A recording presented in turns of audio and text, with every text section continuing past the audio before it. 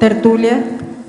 Meu boa tarde aí para todos e todas. Hoje é dia 26 de fevereiro de 2012, domingo. O verbete é de número 2220. Ele tem 7 páginas, 55 logias e 33 máximas. Eu destaco aí a divisão do detalhismo, que tem 20 máximas. Agora, o tema, síndrome do hiperconsumismo. A especialidade para a patologia. Quem fez o verbete foi o nosso veterano, professor Pedro. Quantos você já fez com esse? 20. Ele já tem 20, tá? 20 a 0, 20 a 1, como é que é aí? Vocês olham aí cada um. Acerta o score dele. Agora, definologia. A síndrome do hiperconsumismo é a reação patológica exagerada, ilimitada e insaciável da consciência mulher de consumir de modo desatinado, especialmente artigos supérfluos, nímios, exorbitantes, desabalados, desmedidos, desprioritários e desnecessários para o verdadeiro bem-estar consciencial.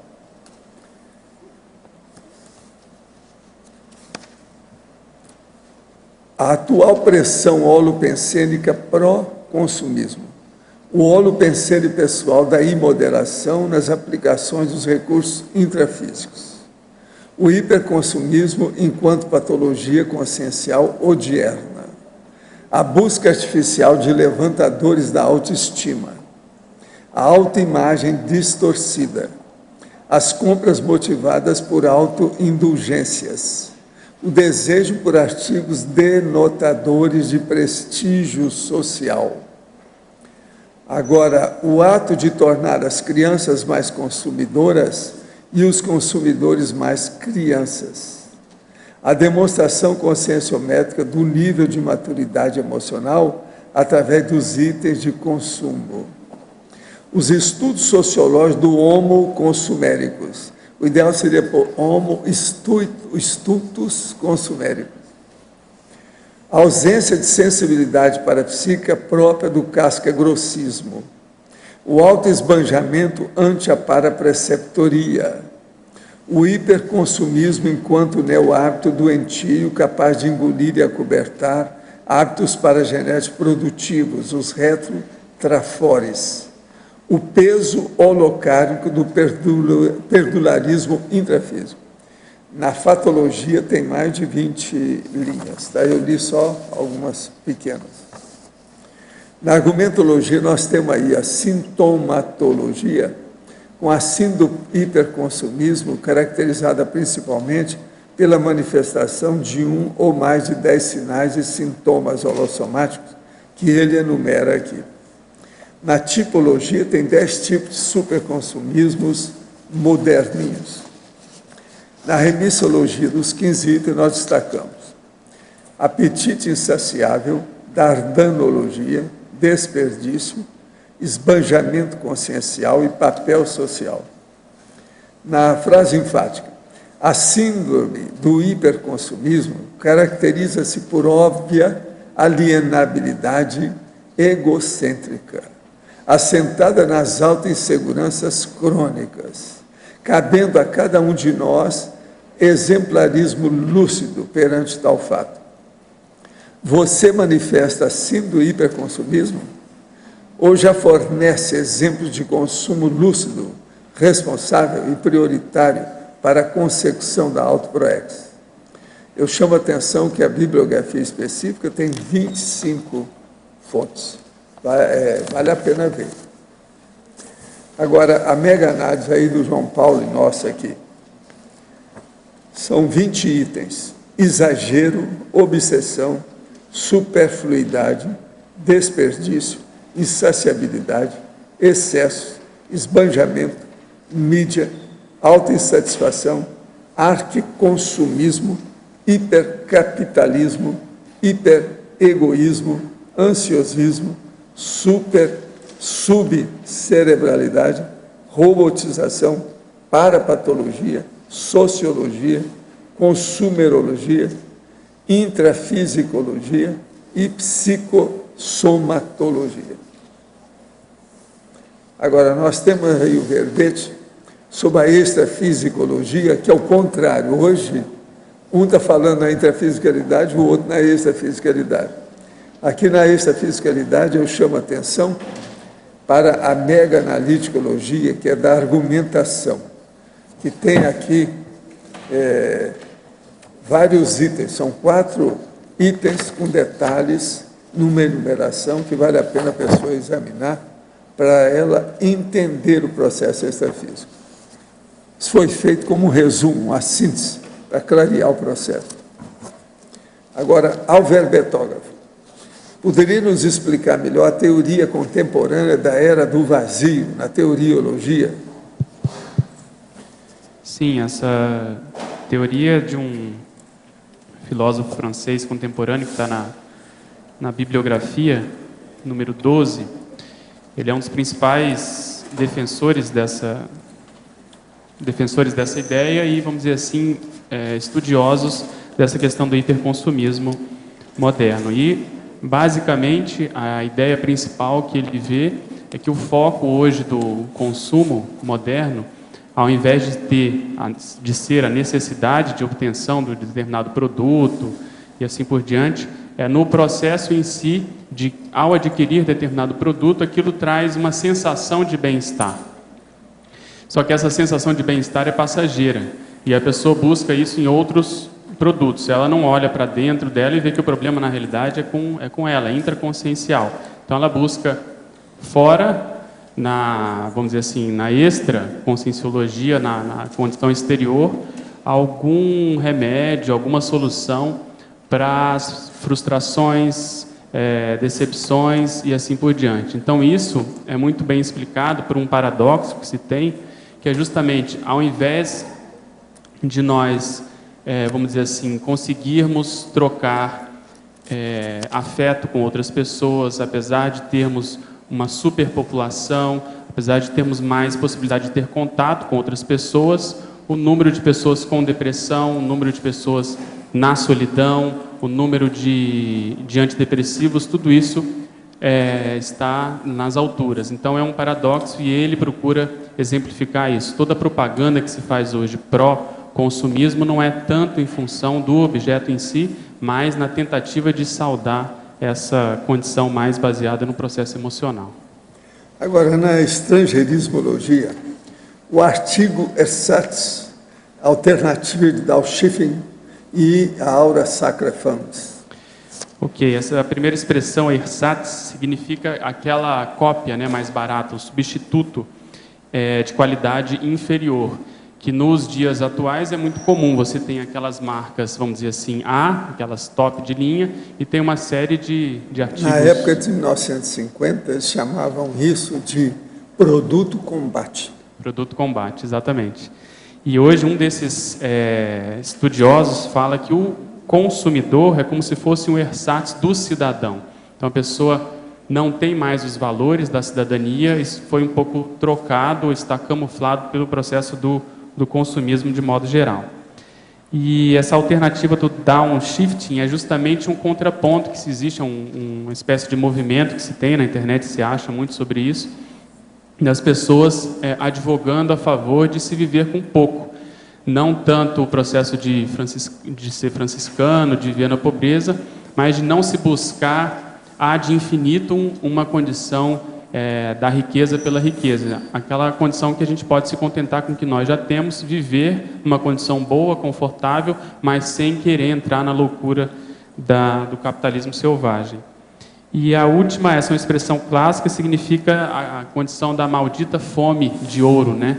Então, alguns pesquisadores atribuem essa tendência de se buscar a riqueza, que se conhece também como plutomania, essa mania de querer ficar rico e enriquecer, alguns, se não todos, os males da sociedade. Daí vem a questão da inveja, da competição, o processo de corrupção e assim sucessivamente.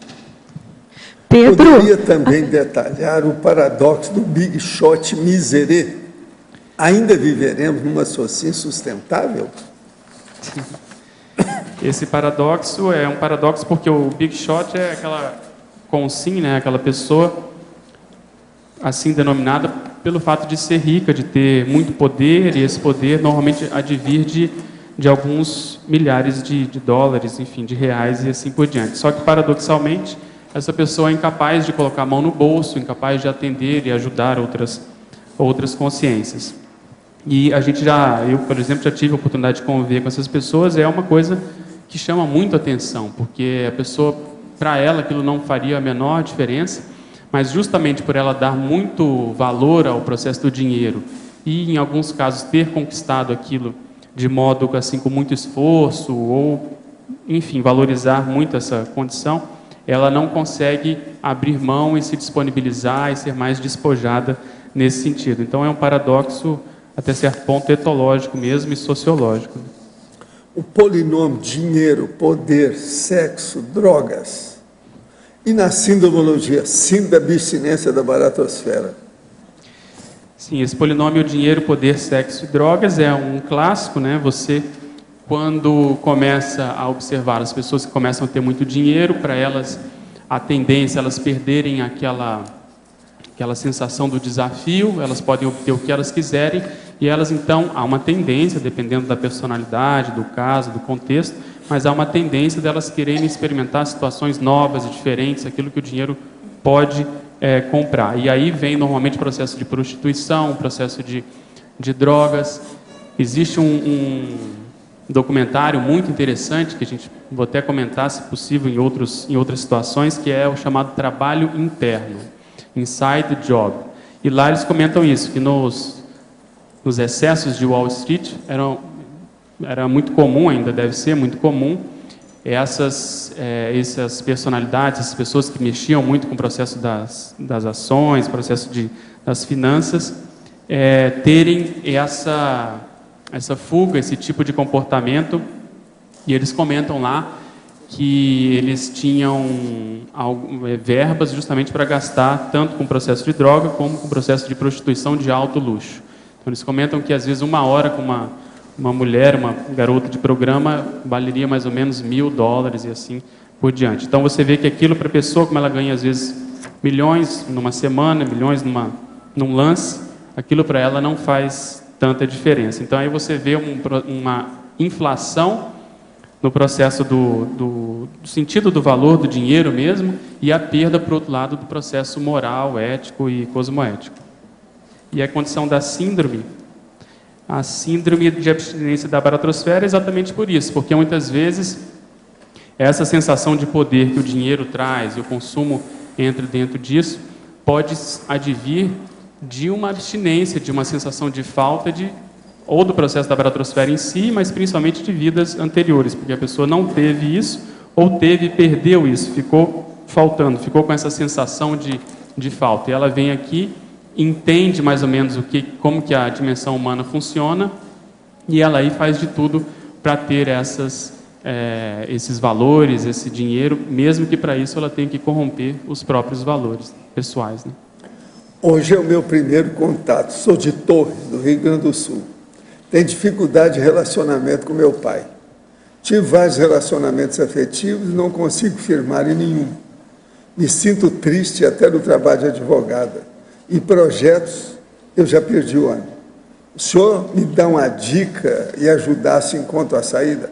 O ideal seria, ela é de Torres, ela encontrar com a Reinalda, né? Será que a Reinalda está vendo essa tertúlia? Para encontrar, porque aqui teria que juntar. De vez em quando eu noto aqui esse nome aqui.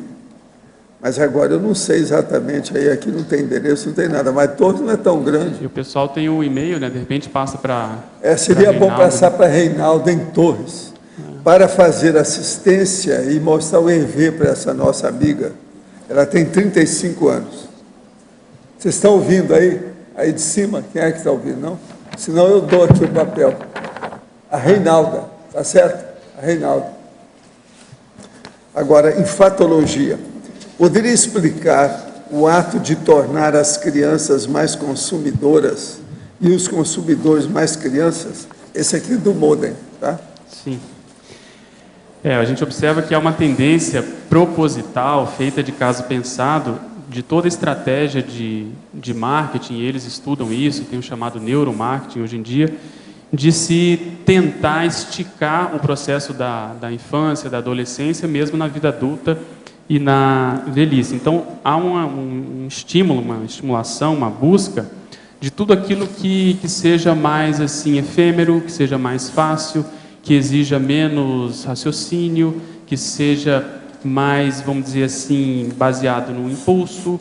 Então, todos esses processos do consumo estão assentados nessa condição. Se você for avaliar, a gente até colocou algumas expressões aqui que têm relação com isso. O processo do império do efêmero, a substituibilidade mercadológica. Quer dizer, você compra hoje produtos que não têm mais a mesma duração, a mesma qualidade que tinham antes.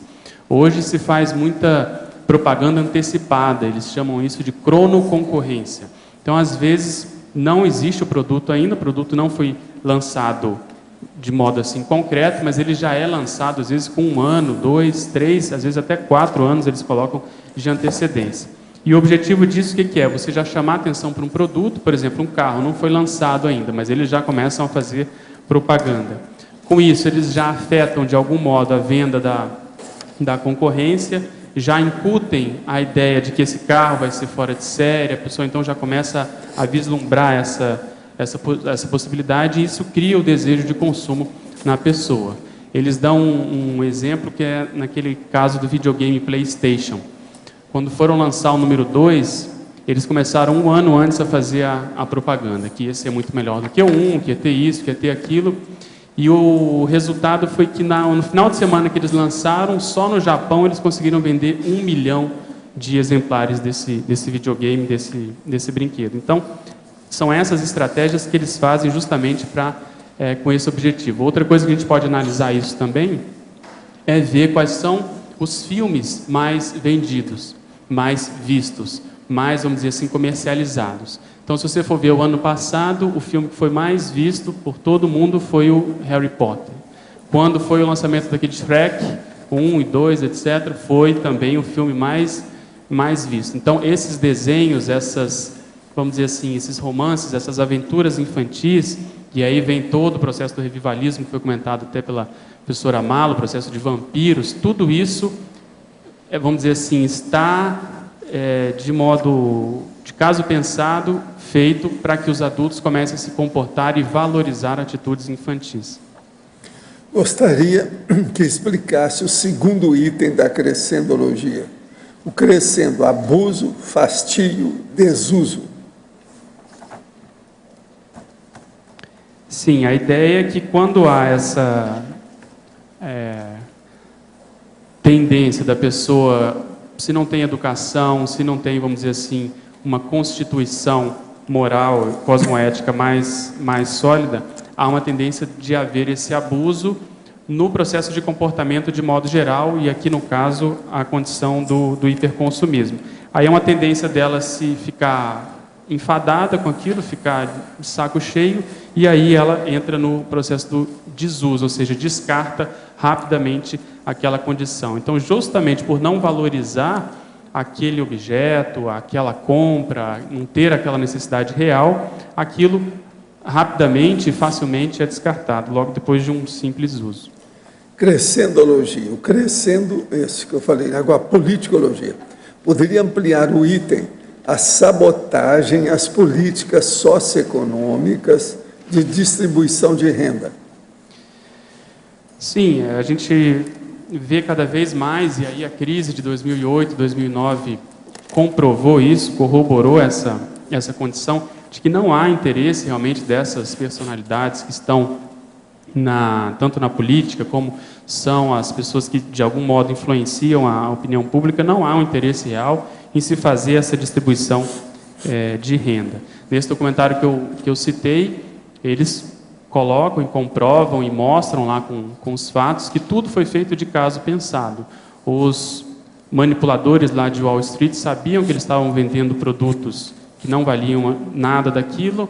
Aquelas empresas de rating, se não me engano que se chama, que dão lá a qualificação desses produtos financeiros, aquele AAA, elas continuaram colocando esses produtos que não valiam nada como se eles valessem muito, como se eles fossem de boa qualidade.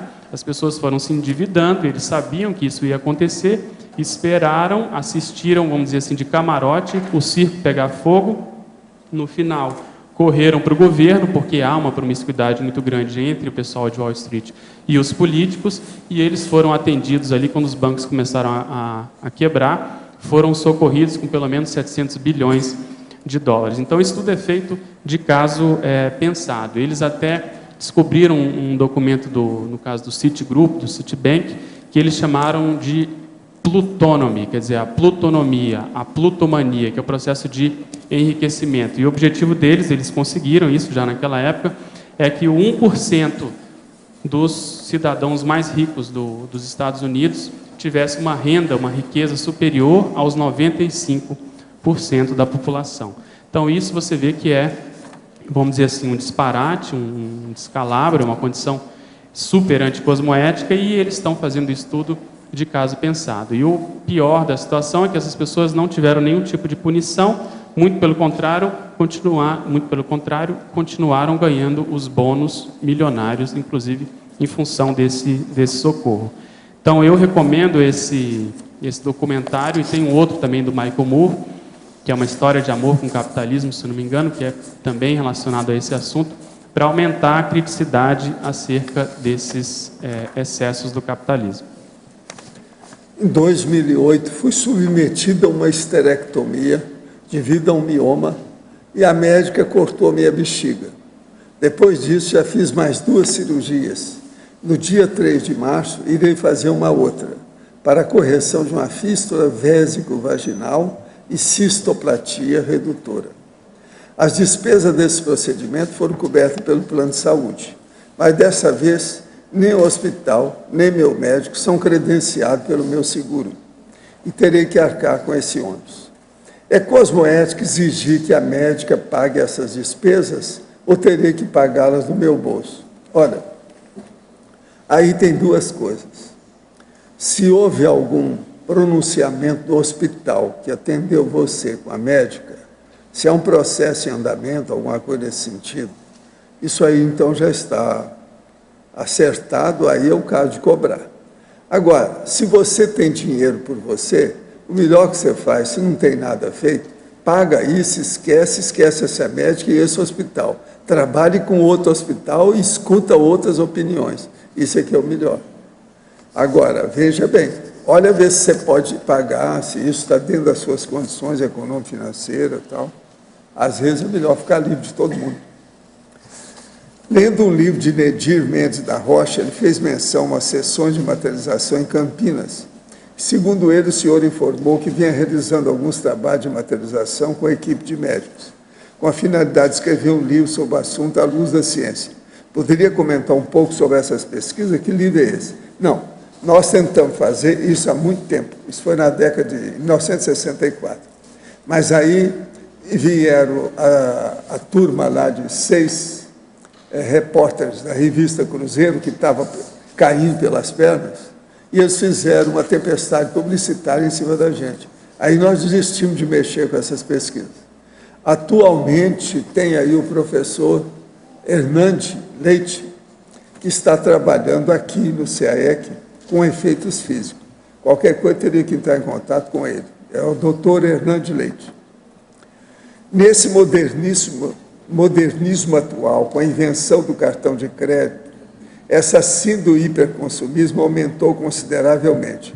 Gostaria que o Verbettol comentasse mais a respeito disso. A base do verbete é exatamente essa.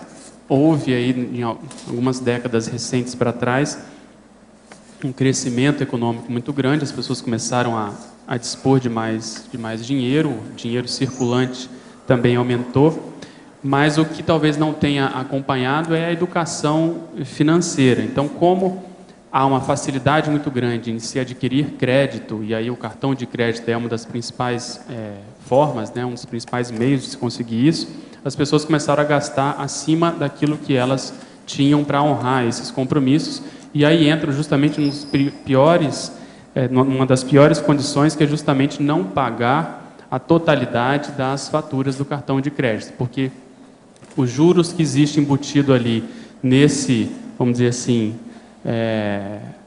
nesse custeio, é um dos mais altos que existem no mercado. Então, aquilo vira uma bola de neve e a pessoa acaba super endividada. Então, eu atribuo isso muito a essa facilidade que se tem hoje em se conseguir crédito e também a falta de educação para as pessoas saberem que se ela não tem aquele dinheiro, o ideal não é comprar, ela tem que primeiro fazer a poupança, conseguir o dinheiro, se possível, pagar à vista. E esse tipo de raciocínio, essa mentalidade é que muitas vezes falta, e é na realidade o que aconteceu nos Estados Unidos, uma super oferta de crédito. As pessoas foram, inclusive, induzidas a arrumar dinheiro onde elas não tinham, no caso, hipotecar a própria casa. Havia uma propaganda muito grande dizendo que as pessoas elas eram o próprio banco. Então, se elas tinham uma casa própria que valia $300 mil, ela podia ter esse dinheiro à mão, é só ir no banco. Só que ali também, obviamente, tinham vários juros embutidos e as pessoas se viram super endividadas e sem condições de honrar essas dívidas. Então, sintetizando, acho que é um processo de educação mesmo. Na Principiologia, página 2, da segunda linha, página que a Armin falou, poderia comentar o princípio de o domínio subcerebral potencializar a autoexpressão racional? Concordo plenamente contigo, pois o que vemos por aí na SOCIM são conscientes agindo apenas pelo instinto, ou seja, usando patologicamente o subcérebro abdominal, aumentando mais seus conflitos íntimos. Agora, na Interaciologia, página 3, final da terceira linha, poderia elucidar a interação saudabilíssima, autoconvivência, convivência grupal, convivência ambiental. Sim, a primeira condição, acho que eu concordo, né? Ela comentou bem, e essa interação, ela na realidade, pode até ser vista como um crescendo, ou vai ser... A convivência ambiental vai ter um reflexo de como nós convivemos conosco mesmo, como é essa condição de autoestima, por exemplo. A gente comenta na fatologia que, muitas vezes, esse hiperconsumismo ele é motivado quando a pessoa está com uma autoestima baixa, se ela não está bem, ela vai para o shopping. Eles comentam nessa bibliografia sobre a shopping terapia, que a pessoa às vezes está mal, acorda mal, brigou com um namorado, brigou em casa e vai para o shopping, gasta ali algum dinheiro e ela acaba ficando aparentemente melhor, né? Um processo paradoxal. Então, isso tem a ver com o processo também de convivência no grupo. A qualidade dessa convivência vai se refletir no processo ambiental. E o que a gente vê na condição do hiperconsumismo é exatamente isso. Quem está pagando o preço é o próprio planeta Terra, né? Tenho o objetivo de melhorar minhas notas na faculdade. Faço psicologia e queria saber quais técnicas o senhor indicaria para uma melhor aprendizagem. Olha, a melhor coisa que tem é você se organizar, olhar a sua dieta, a carga horária de sono e retirar o sutiã e meter os peitos nos estudos. Muita leitura, etc. Esse é o caminho, não tem outro jeito. Mas é preciso de olhar isso: dieta, carga horária de sono, organização. Ouvi dizer que o caso do EM ressomar nesse planeta foi devido ao planeta dele ter entrado em colapso. Essa informação procede? Sim. Poderia comentar o que sabe a respeito? Ixi, é danado. Oportunamente essas coisas ainda vêm a furo, porque estão estudando aí, né? Tem muita coisa. Eu queria dizer para vocês que o programa Verbetografia Intensivo Semipresencial, de 23 a 26, quer dizer, está terminando hoje, tem as pontuações. Total de alunos, 23. Gênero, 17 mulheres e 6 homens. Origem, 16 de Foz e 7 de fora. Faixa etária, entre 16 e 72 anos. Neoverbetógrafo por faixa etária. Então, tem todos eles aqui. A equipe são 10 professores e 2 monitores. Agora, ó, tinha até jantar lá para essa turma, não tinha? Você estava com muito cartaz, estava escrito lá, jantar para os verbetógrafos. Parabéns, hein? Vamos em frente. Quando é que vai ter o próximo? Na próxima semana?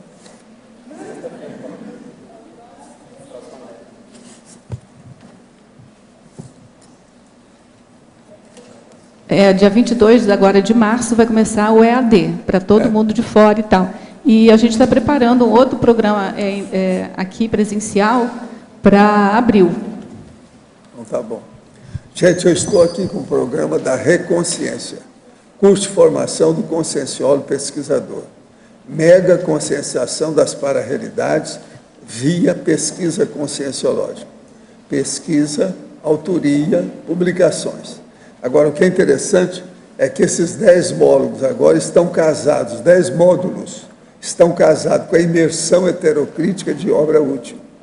Agora vai de 19 de maio de 2012 a 19 de maio de 2013, quer dizer, o ano que vem.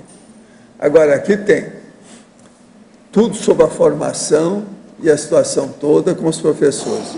Professores, Regina Camilo, Romeu Reginato, Henri Leboeuf, Leandro Silva, Ana Paula Wock, Rodrigo Guedes e Rosemary Bernardi. Agora, tudo o negócio é, querido, não acredite em nada, nem mesmo que lhe informar aqui na Reconsciência. Experimente, faça suas próprias pesquisas. Quem quiser ver, está aqui, é muito interessante aí, vale a pena, essa turma é forte. Agora, eu queria aproveitar para dar umas notícias aqui, aquela minha prestação de serviço, um povo que não vê muito a internet. Então, eu queria dar uma sobre nosologia, doença. Risco de câncer oral triplica com 2 taças de vinho ao dia. Quer dizer, quem quiser ter câncer na boca, toma 2 taças de vinho por dia, que tem muita chance. Agora, botânica. Veja quantas plantas combinam com seu estilo de vida. Eu estou estudando isso aqui devido ao meu processo aí do jardim. Algumas plantas são mais adequadas a determinado tipo de vida. Pessoas cuidadosas podem estar bem com orquídeas. Está aí para o nosso chefe lá. Sujeitos relapsos, sem dúvida, combinam mais com a aspereza dos cactos e com a fragilidade das violetas. As plantas acrescentam qualidade de vida e têm características benéficas e anti-estresse. É muito interessante isso aqui. Eu estou fazendo até um verbete lá no dicionário sobre o processo do jardim. Isso é muito sério. Agora, cientistas desenvolvem técnica para ler pensamentos. Cientistas americanos criaram um método para descobrir palavras nas quais os pacientes estavam pensando com base em suas ondas cerebrais. Isso é a novidade boa que tem aqui das máquinas aí de vocês. Vale a pena a gente ver o que vai sair com isso. É interessante. Captura de rato gigante volta a assustar moradores de New York. Na semana passada, rato de quase 1 metro foi morto no Bronx. Em 2011, roedor parecido tinha sido achado em outro bairro de New York. Eu quero dizer para vocês que o papai aqui, na década de 60, viu os ratos, 3 ratazanas desse tamanho de 1 metro. Fui falar, todo mundo riu de mim. Eu não estava com a minha filmadora, porque eu filmava tudo, não deu. Eu voltei lá e não achei mais as ratazanas. Agora, tudo nas pontes de New York. Que naquela ocasião eu estava fazendo um filme lá para os americanos, na cidade de New York. Agora, eu vi as ratazanas, todo mundo riu de mim. É uma pena que nunca mais eu encontrei com esses caras. Mas há 50 anos já tinha essas ratazonas lá. A que eu vi era mais ou menos uns 90 centímetros lá. Mas agora veja, por que é que eu chamou atenção para mim? Eu estava acostumado em Minas Gerais com a capivara.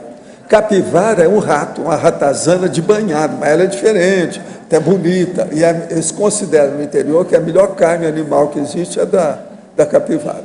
Agora, então, eu conheci aquilo. Então, eu falei assim, gente, tem lá a ratazana que está maior do que a capivara. É isso aí, ó. Agora, ó, comprovaram o negócio. Agora, eu falei assim, aqui é só entrar no meio dessas pontes de New York, vocês vão encontrar com ela. Isso, ó, faz 50 anos. De lá para cá, a população deve ter crescido, deve ter mais rápido do que era. De modo que eu lavei minha consciência com isso aqui, a alma que eles falam. Lavei a alma com essa história. Agora aqui. Mãe se indigna após bebê ser achada com rato na boca. Isso numa creche nos Estados Unidos. Essa é terrível, gente. Essa eu nunca vi no Brasil. Ela encontrou o rato dentro da boca da criancinha. Isso é terrível. Creche. Agora, ó, fruto é bom, Só se encontra fruta que é bom, só se encontra na embalagem. Por isso que eu não gosto de tomar suco, nem nada. Eu gosto da fruta ao natural. Levantamento do IDEC com 18 produtos mostra que 8 não tem polpa na composição. Abra o olho aí, o que vocês estão comendo? Aqui, ó, tem foto de fruta na embalagem, cor da fruta, sabor da fruta, mas não tem fruta. Revelou que ainda a situação entre os 10 produtos, que de fato tem fruta na sua composição, não é muito melhor do que as das demais. Metade não informa o percentual de polpa, e dos 5 que o declararam, a variação fica entre 1 a 10% dos ingredientes. Então, mexeu com fruta, a gente não pode confiar.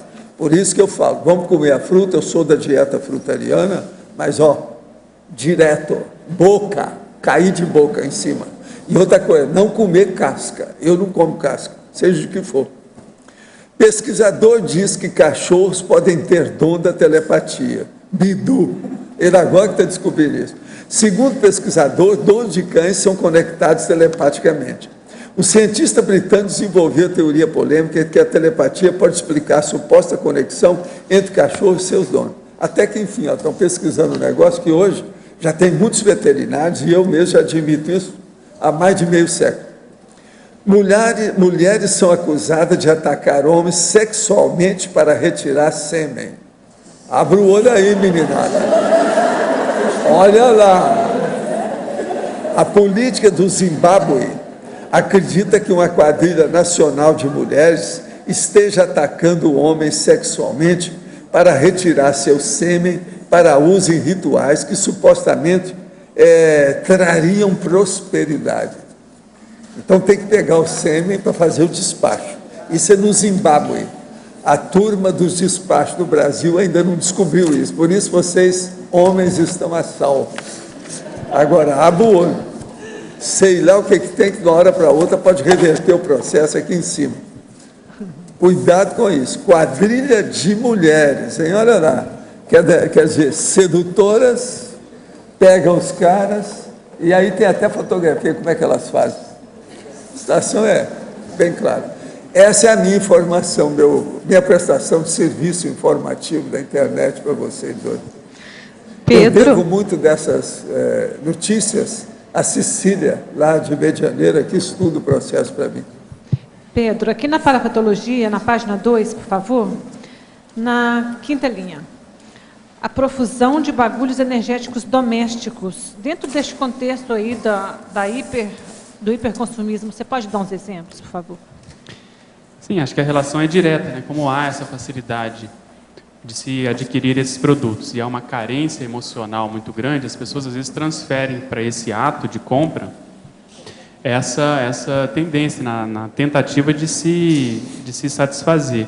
Então, quando a pessoa tem a condição da posse, ela adquire o produto, dá uma pseudo certeza, uma pseudo sensação de maior segurança. E o que costuma acontecer, ela vai acumulando isso em casa, normalmente são produtos supérfluos, elas também têm dificuldade em abrir mão desses produtos justamente por isso, e acaba havendo essa profusão de bagulhos energéticos. Não sei se a professora Kátia quer complementar. Tá bom, Pedro. obrigada. Pedro, em parapatologia, na 3ª linha, você fala do hiperconsumismo enquanto neo-hábito doentio capaz de engolir e acobertar hábitos paragenéticos produtivos. Você podia aprofundar um pouco nisso, por favor? Sim, aí o que a gente quis enfocar aqui é a condição do holopensene moderno, atual, subjugando a consim, principalmente a consim mais incauta, que não se defende, que não tem lucidez, consciência do ponto de vista multidimensional, ela é mais influenciável por essa condição. Então, muitas vezes a pessoa tinha um trafor, ela tinha uma experiência, ela tinha uma tendência mais acima da média, mais avançada, e ela não consegue recuperar esses cons em função justamente desse nível de influência que o meio exerce sobre ela. Hoje nós estávamos até, o professor Val estava comentando justamente o contrário, que o ideal é nós readquirirmos reconfirmarmos os nossos trafores do passado e tentarmos exercê-los aqui, se possível, com um nível ainda mais abrangente, mais eficiente, mais assistencial. Então, é justamente o contrário. Então, o que se costuma dizer é que nessa era da fartura, nessa condição da supercomunicação que existe hoje, há uma tendência, um efeito colateral de se desviar, de se dispersar de um modo muito mais fácil. Isso se dá muito em função da propaganda moderna, de todos esses estímulos aos quais nós somos submetidos no dia a dia. Então, no frigir dos ovos, o que costuma acontecer é isso, a gente não consegue recuperar, ou a pessoa, principalmente com essas condições, não consegue recuperar os próprios trafores. O Pedro, será que você pode me explicar, por favor, aprofundar um pouquinho a relação do item 6 em sintomatologia, exploração, com a questão do hiperconsumismo? Vamos ver aqui, o fato de assumir postura exploradora e manipuladora em relação aos outros, a fim de obter vantagens, dinheiro ou posição favorecedora do status social almejado. Então, eu vejo que isso pode acontecer em diversos níveis. Nós citamos aqui, para pegar lá na ponta de uma das pontas, a condição das pessoas que estão já milionárias, já têm muito dinheiro e mesmo assim não se contentam com o que têm e continuam, vamos dizer assim, jogando na bolsa, continuam se arriscando, continuam querendo adquirir e acumular ainda mais dinheiro. Mesmo que para isso elas tenham que pisar em outras pessoas, mesmo que para isso as pessoas tenham que ser retiradas das casas, como aconteceu na crise de 2008, 2009. Então, essa tendência, inclusive nesses documentários, eles comentam que chega num certo nível, a pessoa começa a mexer com tanto dinheiro que ativa a mesma área cerebral do viciado em cocaína. Então, a pessoa ela não consegue mais parar de querer ter mais dinheiro. E aí, todos os valores, se é que ela ainda tem algum, eles se perdem, os valores pessoais, e aí vale tudo. Ela quer, na realidade, adquirir cada vez mais dinheiro. Isso entra muito no processo da competição, porque muitas vezes ela vê outras pessoas com mais dinheiro e elas costumam perguntar qual é o seu número. E aí ela fala, não, meu número é 50 milhões, o outro é 100 milhões, e ela vai nessa, como se fosse um jogo, ela querendo adquirir e vamos dizer assim, acumular cada vez mais fortuna. Então, isso pode acontecer tanto nessa ponta, quer dizer, no ápice dessa condição, como no processo, muitas vezes, de alpinismo social. A pessoa quer ter uma condição mais elevada, mais um status maior do que ela tem, e ela, por isso, ela é capaz de puxar o tapete dos outros, ela é capaz, muitas vezes, de sabotar o colega, se for num trabalho, e assim sucessivamente. Então, essa exploração ela pode acontecer em diversos níveis e condições. Não sei se atendeu. Aqui, posso fazer uma pergunta? Pois não. Aqui.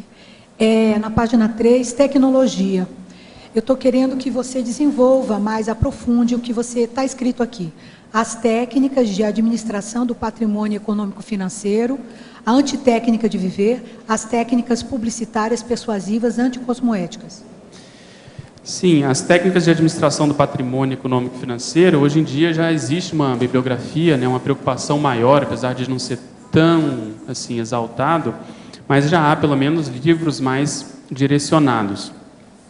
Um autor que eu gosto, porque ele tem uma leitura fácil, ele fala com palavras acessíveis para quem não é do ramo, é o Mauro Halfett, que é o comentarista, inclusive, da CBN. Ele tem vários livros sobre como fazer essa administração. Uma das dicas básicas que se tem, por exemplo, nesse meio, é a pessoa, se vai começar a investir, primeiro ela tem que ter uma poupança, primeiro ela tem que ter um colchão, ela tem que ter um amortecedor para eventuais crises mais assim rápidas que possam acontecer. Então ela calcula, por exemplo, quanto é o custo médio mensal, o custo fixo que ela tem por mês. Vamos supor que seja 5 mil ou 10 mil. Então o ideal é que ela tenha numa poupança ou num fundo que ela possa acessar rapidamente, um fundo DI, alguma coisa assim mais rápida, que tenha liquidez para ela conseguir recuperar esse dinheiro fácil, pelo menos 6 meses ou 6 vezes esse valor, porque ela não vai se ver em condições mais críticas. E aí, depois disso, vamos supor, se ela tem uma despesa de 10 mil, ela teria que ter 60 mil no banco para qualquer eventualidade, aquilo ela não mexe. E depois desse valor, o que entrar a mais, ela começa a pensar em investir, por exemplo, em fundo de renda variável, em ações, em, enfim, imóveis, aí tem outras condições que podem entrar dentro desse raciocínio. E, além disso, aquilo que a gente comentou antes, é ver se ela não tem o dinheiro, teoricamente ela não pode comprar aquela condição. O ideal é ela fazer a poupança para ela poder, inclusive, pagar, se possível, à vista, dependendo do que for que ela esteja almejando, né? E a antitécnica de viver é isso, porque a pessoa entra naquilo que também se chama, no jargão, nesse meio, de corrida de ratos. Ela consegue ter um salário melhor, aí ela aumenta as despesas, e aí ela começa a ter que trabalhar mais para pagar essas despesas, ela aumenta a condição, né, a possibilidade do patrimônio dela, então ela começa, na realidade, a ter que trabalhar para viver, e não viver justamente para ter um trabalho, para viver com conforto, etc. Ela inverte essa condição. Então, por isso a gente vê muito, puxando no meu caso para a medicina, muitas pessoas estressadas, muitas pessoas infartando, muitas pessoas tendo esse modus vivendi, quer dizer, essa maneira de viver, como gatilhos nosológicos, ou seja, como detonadores de determinadas tendências genéticas. A pessoa desenvolve, por exemplo, diabetes, desenvolve hipertensão, desenvolve algumas doenças que ela teria tendência, mas que se não tivesse esse ritmo frenético que se tem hoje, ela poderia não manifestar essas tendências. Então, na realidade, ela é uma antitécnica de viver, é um suicídio lento. E as técnicas publicitárias persuasivas, anticosmoéticas, é isso. O tempo todo a gente vê hoje na publicidade, seja na televisão, no meio impresso, na internet, essa condição que gera ansiedade. Parece que se a pessoa não adquirir aquele produto, ela não vai mais ser a mesma, ela não vai ser completa. Então eles falam, e atenção, ligue já, é só até amanhã, veja, se você não conseguir, etc. Tudo muito impactante, com volume alto, para a pessoa, de algum modo, ser impactada com essas técnicas e ela entrar nessas armadilhas e conseguir ser fisgada por essas propagandas. Você me permite fazer uma parte aqui? Pode ser? Pois não. É o seguinte, eu estou entrando em contato agora com o verbete, então pode ser que tenha escrito e eu não tenha podido ler. Mas pelo que eu percebi, pelo tudo que eu vi até agora, você desenvolve todos os sintomas. Mas eu estou sentindo falta da causa, que é o princípio norteador de toda essa lógica que exacerba em você quase que um vício, que é o princípio econômico-financeiro perverso, cruel, que tem como norte, como princípio mesmo, a questão do consumismo. Ele é que gera essa cultura, essa publicidade e essa tecnologia, sim. Entende? Tudo isso. Mas veja, nós aqui, nós não somos contra o processo do capitalismo, nós somos contra o excesso. O hipercapitalismo, a gente colocou isso na numerologia, quer dizer, não há freio, não há medida, não há limite. As pessoas perdem a noção e entram nessa condição. Mas se você for ver daquilo que a gente pode ter como menos pior, o capitalismo é aquele que oferece maiores possibilidades das pessoas terem maior liberdade, a livre iniciativa, a própria condição do lucro. O socialismo, do jeito que foi feito e exercido e, vamos dizer assim, constatado, ele deu no que deu, porque da mesma forma que o capitalismo, ele é feito também por consins, por pessoas, e havia uma corrupção muito grande. Então, a condição do respeito à liberdade, lógico, está lembrando aqui. Então, não é o caso aqui da gente defender um processo, como a gente comentou antes, do voto de pobreza, ou do próprio comunismo e assim por diante. É, na realidade, um efeito colateral, é uma doença da prosperidade. A pessoa não sabe lidar com a possibilidade dela poder adquirir mais dinheiro. Ela não se contenta com aquilo que ela já conseguiu, até porque faltam outros valores, falta a condição de valores evolutivos, da condição da ProEx, então ela fica dentro dessa corrida de ratos, como se chama. Entende? Então, a base, eu vejo que é muito da própria consciência, não tanto do sistema. Pedro, em binomiologia, você poderia falar um pouquinho mais sobre o binômio prosêmica e cronêmica? Sim, o binômio prosêmica-cronêmica. Por quê? A condição da proximidade, a condição do espaço, hoje até envolve essas técnicas de de aumento de consumo, as pessoas tendem a deixar tudo à mão, tudo mais próximo do consumidor. E eles sabem que se a pessoa pega o produto, a chance dela comprar é muito maior, porque ele cria um vínculo. Então, eles têm vários estudos que mostram essa condição. E, por outro lado, a condição da cronêmica é o contrário. As pessoas não querem deixar para, vamos supor, comprar amanhã. Elas não querem, por exemplo, poupar o dinheiro para deixar o dinheiro render, para ela poder aí comprar à vista. Elas querem tudo mais imediato, no imediatismo. Então, esse binômio ilustra bem essa dificuldade que muitas vezes as pessoas têm de saber o valor do amanhã. Amanhã, muitas vezes, a pessoa vai estar com outra cabeça, vai pensar de outro modo, vai ter outros valores e muitas vezes vai pensar de modo diferente. Mas elas querem ter o processo assim da mão para a boca, querem entrar nesse imediatismo. Ok? Tá bom, obrigado. Alverbetógrafo. Algumas pesquisas mostram que compras realizadas no cartão de crédito estimulam áreas do cérebro responsáveis pelo prazer, amígdala, núcleo accumbente. Coincidentemente, essas áreas são as mesmas estimuladas durante o consumo de drogas. Já compras realizadas em dinheiro vivo estimulam áreas relacionadas à dor. Assim, o cientista afirma que o consumismo está ligado diretamente ao vício e à riscomania. Poderia comentar? Eu concordo, é exatamente isso. Você ter o dinheiro e pagar justamente à vista, que dá uma sensação de perda. E a pessoa interpreta isso como se fosse uma punição. Então, hoje se estuda nessa economia comportamental exatamente como que os consumidores, as pessoas, elas respondem a essa tendência. E eles, obviamente, fazem as campanhas e as estratégias justamente para incrementar isso. Eu estou aqui com um cosmograma, é uma revista Isto É, chamada justamente O Impulso do Consumo. Como funciona a sua mente na hora de comprar, vender ou investir. E justamente as pesquisas dessa neuroeconomia, ou da economia comportamental, advogam isso que você comentou.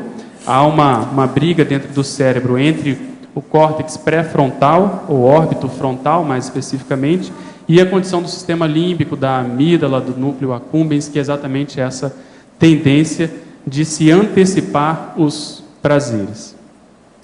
Professor, estava de viagem marcada para o CEEC, mas o cirurgião vascular não autorizou. Agora só poderei viajar daqui uns 3 a 6 meses. Em janeiro tive uma tromboflebite na perna esquerda e agora estou com outra no braço direito. Fiquei muito triste, pois já estava até com a mala pronta. Ontem, inexplicavelmente, levei um tombo. Bati a cabeça, o braço com a flebite e a perna, que ainda está se recuperando, uma pancada. Não aguento mais esses acidentes que ocorrem diariamente. Em casa, esbarro em tudo. Portas, maçaneta, mesas, cadeiras. É como se as coisas viessem atrás de mim. Estou me sentindo muito fragilizada e com muito medo de sofrer algum acidente mais sério. Gostaria de saber por que é que isso acontece, se de sua orientação com urgência. Olha, seria bom você usar o estado vibracional e ficar mais quieta. Que tal você ver televisão, ler algum livro, ver algum filme em casa? E outra coisa, observa a sua casa, o que está fazendo você cair. Se examinar isso, que às vezes tem sua razão. Agora, o que é interessante aí, e é sério, não é nada disso. O negócio é a flebite. Quando dá numa perna e dá no braço direito, isso tem que ser tratado com mais seriedade, porque o negócio está muito sistêmico. Tem que ver se ela não tem uma trombofilia, uma tendência de coagulação. É isso que eu estou pensando, possivelmente é o que ela tem. Então o negócio é mais sério. E se a mulher toma anticoncepcional, se examinar isso com calma. Tem que ver se toma anticoncepcional. Se examinar mais, é o caso. Piora. Professor Pedro, poderia elencar os atributos cosmoéticos do CPC, do consumidor consciente, segundo a conscienciologia? Eu acho que o ideal é a pessoa fazer uma avaliação de vida do que ela necessita para ela viver bem, com conforto, o que ela vai precisar para ela cumprir a ProEx dela com calma, qual que é o valor, um valor, vamos dizer assim, potencial, simbólico, mas que isso ajude ela a ter uma noção de quanto ela vai precisar trabalhar, como que ela vai mexer com esse dinheiro, guardar, investir e assim por diante. e aí ela ter isso como se fosse assim um norteamento, um megafoco para ela poder adquirir esse valor e não ficar se dispersando. Porque eu vejo que a própria condição da PROEX tem uma relação muito grande de como a pessoa lida com o dinheiro. Porque se diz também nessa bibliografia, nesses livros, nesse meio, que às vezes a pessoa não consegue poupar porque se perde em pequenos gastos. Às vezes é no dia a dia, ela não dá o contra nela mesma, ela não consegue fechar a carteira, a bolsa, não consegue deixar de usar o cartão de crédito e o dinheiro se esvai nessas pequenas coisas. A PROEX é a mesma condição, às vezes são pequenas dispersões no dia a dia, não saber administrar o próprio tempo, que o tempo vai passando e ela não consegue render, ela não consegue produzir alguma coisa de prático. Então, saber o que se quer, eu vejo que é o principal que deve constar no CPC, para justamente não entrar no desviacionismo. Alver Betógrafo, o colecionador seria classificado nessa patologia ou é uma questão mais retrocognitiva?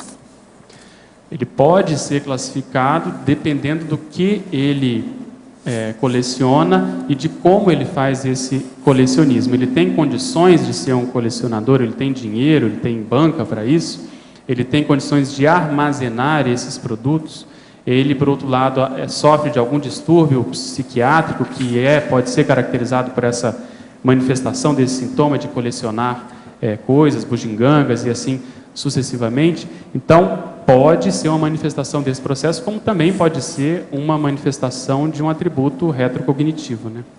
Professor, na sua opinião, acerta mais quem com calma assiste um crescendo, ego, grupo e polikarma, trabalhando a ego-karmalidade com vistas à polikarmalidade, ou quem foca no grupo e polikarma, fazendo as reciclagens que se farão necessárias pontualmente durante o percurso da vida e da física? Não, é o primeiro tipo que é o crescendo, que é o melhor. Primeiro, você tem que melhorar o egão. Diminui esse egão que você vai chegar no policarmo. O mais é conversa fiada. E outra coisa, não arranja justificativa, não. Tem que fazer esforço, alto esforço. Agora, poderia comentar na Fatologia, página 2, sexta linha, o ato tão em voga de tornar as crianças mais consumidoras e os consumidores mais crianças. Há uma luz no fim do túnel que não seja o trem vindo? Mal acabou o carnaval e os supermercados estão se preparando para a Páscoa.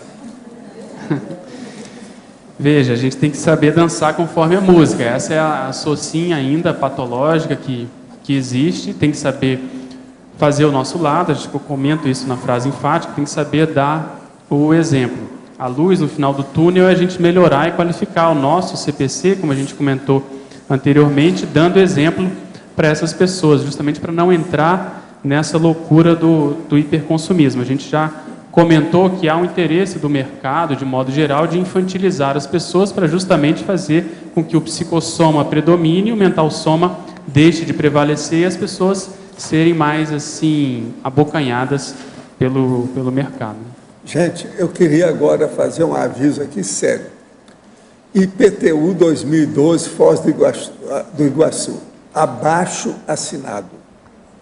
Está disponível na entrada do tertuliário um abaixo assinado destinado à Prefeitura Municipal de Foz do Iguaçu, reivindicando a revisão e redução do valor do IPTU, que é o Imposto Predial e Territorial Urbano, exercício 2012. Esse pedido fundamenta-se no descontentamento dos moradores e proprietários do bairro Cognópolis com o valor cobrado pelo IPTU e que não temos a contrapartida de infraestrutura adequada e serviço de qualidade em nosso bairro. Esse documento vai compor o processo junto à Prefeitura Municipal a ser elaborado pela IEC, representando os campi e condomínios residenciais da Cognópolis Foz. Os moradores, proprietários, empresários e voluntários da Cognópolis Foz estão convidados a assinar o documento que ficará disponível até o dia 4 de março. Foz do Iguaçu, 26 de fevereiro de 2012, Comissão de Gestão do Conselho dos 500. Eu quero dizer que a primeira assinatura que aparecer lá, adivinha de quem? É a minha, já assinei. Para dar exemplo aí para a turma, tá certo? Eu vou deixar aqui, que é bom a gente falar nisso de novo. Realmente, nós estamos sem infraestrutura aí da prefeitura, e eles ampliaram, aumentaram demais os impostos do IPTU. O negócio está bravo. Promete a opção de compra, nós ainda não temos. Então, é preciso de bater na mesa. Isso aqui é conselho dos 500, está funcionando. Viva a democracia.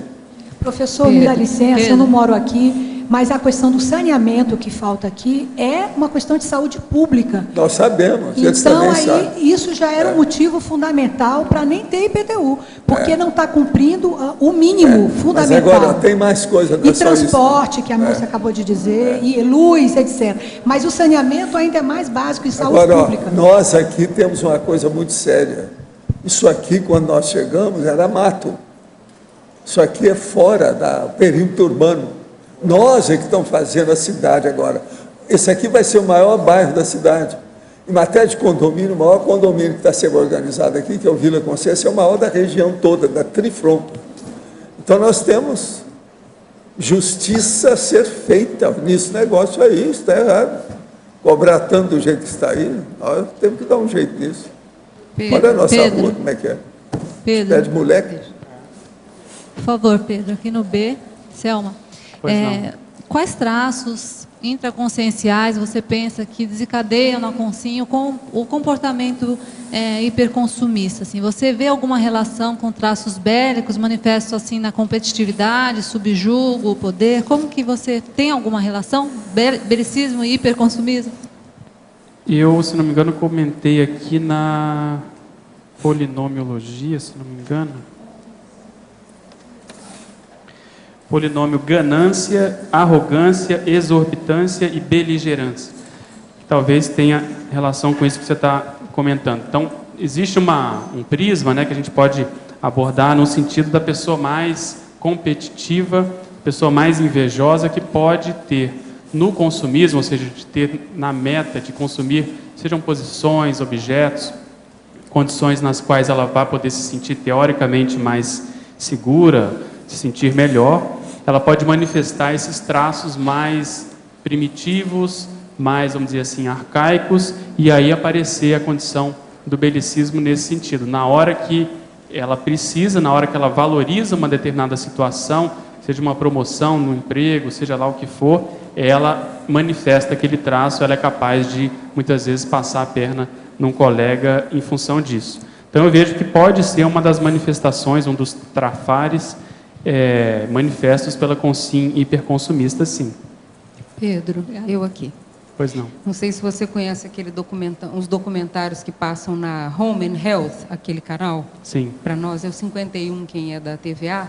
Ele apresenta assim ilustrações que eu considero primordiais para a gente entender isso mais, o que está acontecendo no mundo.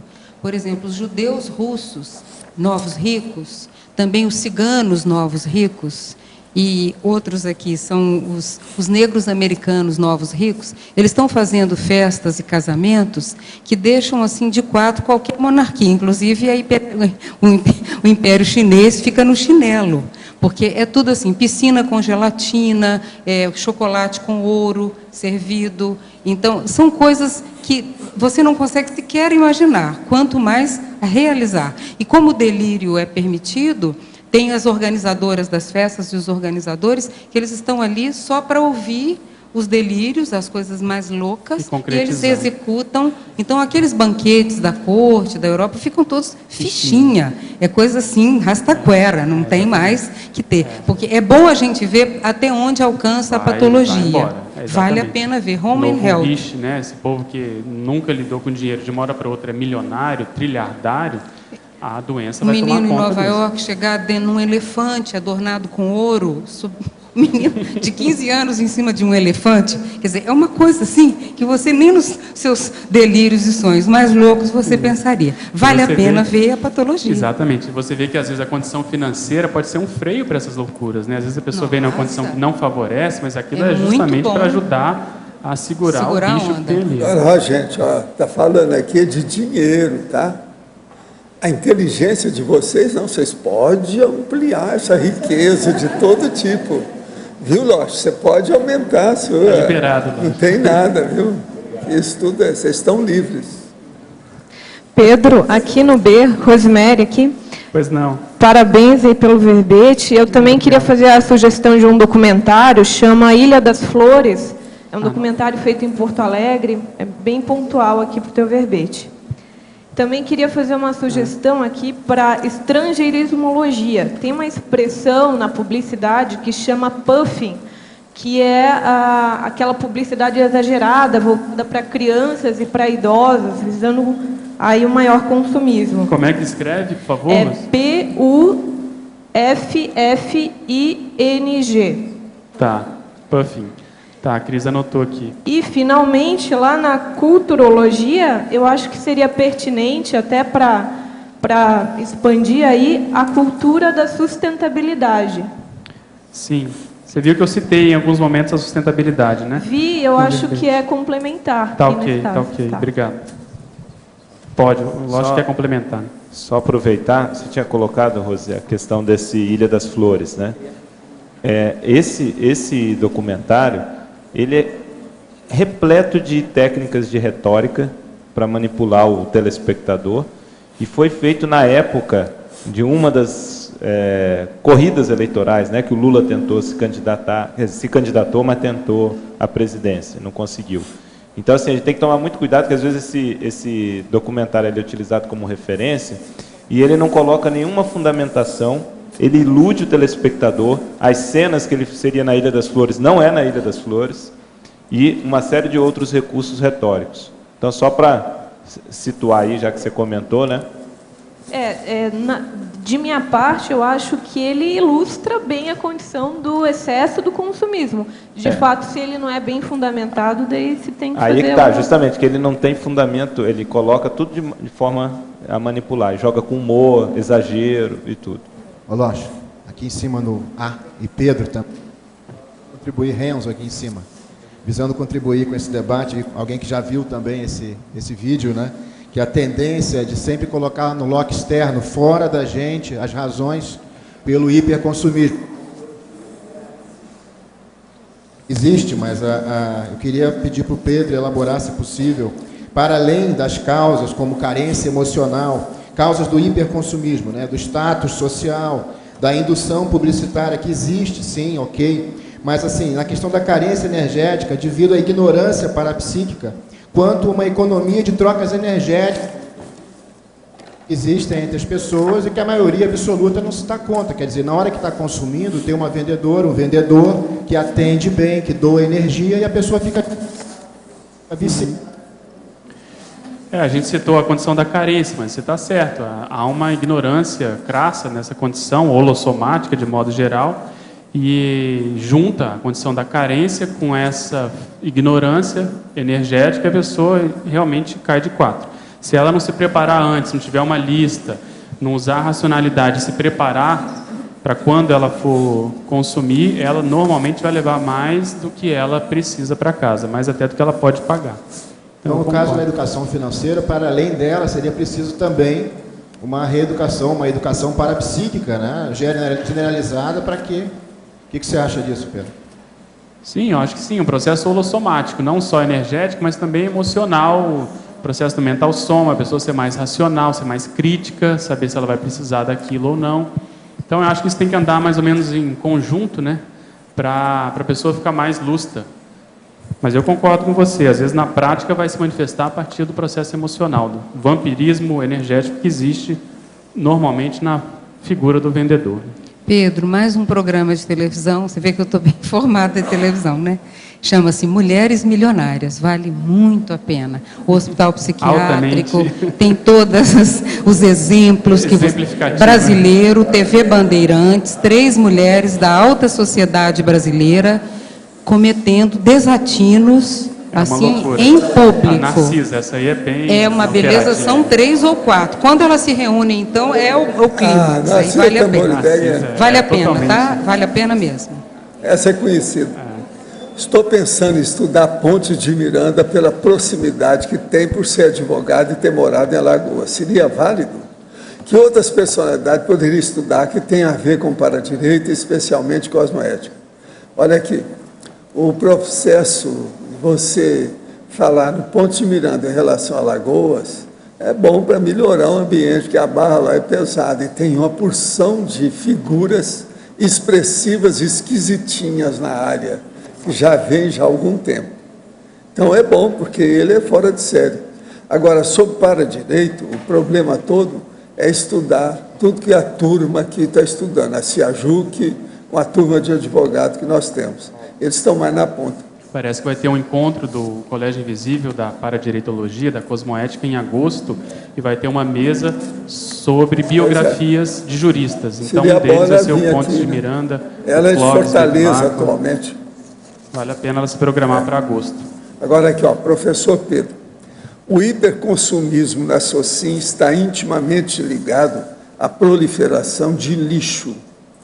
Poderia nos oferecer ou esclarecer sobre como devemos consumir de forma coerente e consciente e como devemos tratar os resíduos nossos de cada dia no descarte dos produtos por nós utilizados? Eu coloquei na binomiologia o binômio luxo e lixo, né, para justamente chamar a atenção para essa condição, que um dos, vamos dizer assim, dos males modernos é justamente o que nós vamos fazer e como nós vamos lidar com o processo de lixo. Eu não sei se tem algum especialista, essa não é a minha área de como lidar com lixo, mas o que a gente procura fazer é atender essa divisão que se pede do processo de orgânico, do processo dos metais, do processo que é reciclável e assim sucessivamente. Mas, como foge um pouco da minha área, eu não saberia te atender a contento. Se alguém quiser complementar, pode ficar à vontade. A gente procura fazer o que orientam para a gente. Na praça? Garibaldi. Alguém do lixo, né? Mas algum ambientalista que queira se manifestar? Roberto, Alexandre? Sim, seria bom você sentar.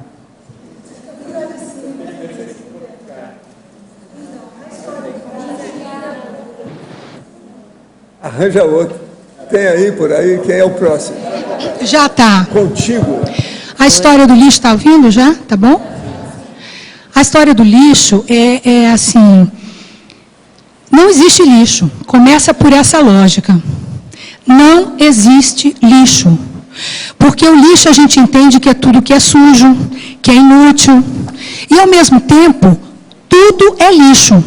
Inclusive nós, porque nós eu digo soma, nós vamos, né, quando a gente passa para ser consciente, a gente tem todo uma compostagem que é feita conosco.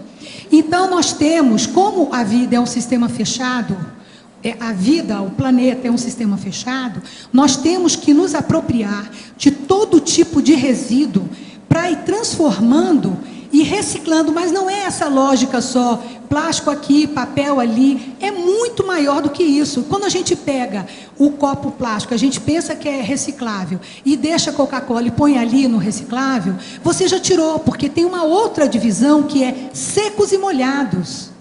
Primeiramente, depois orgânicos e não orgânicos, e dentro dos orgânicos o que pode ser para fazer a compostagem, e aí a gente vai caminhando, que tudo pode ser aproveitado.